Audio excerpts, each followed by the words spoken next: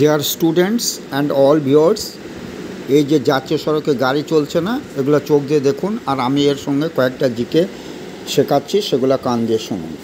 এই যে কিছু রোগ আছে আমাদের, সেই রোগগুলো কোন খনিজ পদার্থ বা মিনারেলের অভাবে হয়। প্রথমত তাই বলছি, যেমন অ্যানিমিয়া বলে একটা রোগ আছে না, রক্তশূন্যতা, এটা কিন্তু লৌহ বা আয়রনের অভাবে হয়, মনে থাকবে।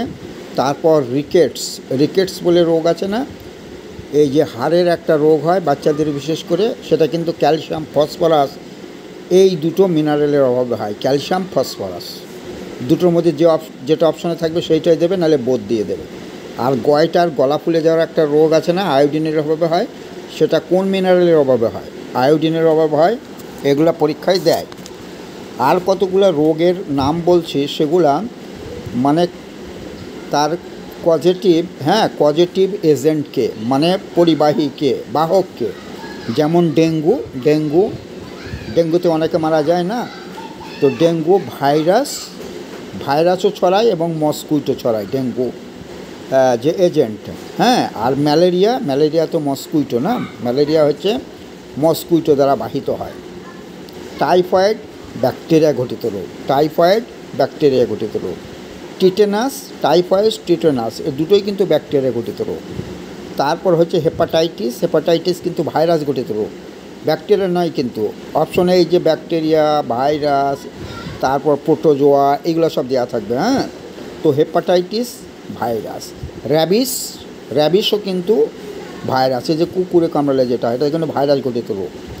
আর একটা হচ্ছে ডায়রিয়া, এই যে পাতলা পায়খানা, ঘন ঘন পায়খানা, ডায়রিয়া হয় না, বা বমি হয়, এটা কিন্তু প্রোটোজোয়া বা আদ্য প্রাণী দ্বারা ঘটিত রোগ। তারপরে কতগুলো ভিটামিনের অভাবে বলি, যেমন বেরি তো ভিটামিন বি এর অভাবে হয়। অ্যাকচুয়ালি বেরি ভিটামিন বি1 এর অভাবে হয়। বি1 মানে তার কেমিক্যাল নেম হচ্ছে থায়ামিন। আর পেলেগ্রা রোগ একটা আছে না, সেটা হচ্ছে ভিটামিন বি3 অভাবে হয়, বা ভিটামিন বি3 কেমিক্যাল নাম হচ্ছে নিয়াসিন।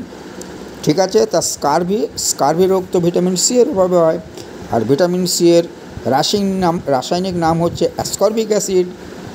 আর ভিটামিন এ কিন্তু নাইট ব্লাইন্ডনেস যদি হয়, অন্ধত্ব রোগ, রাতে দেখতে পায় না, তাহলে ভিটামিন এ এর অভাবে হয়। আর ভিটামিন এ এর কেমিক্যাল নেম হচ্ছে রেটিনল।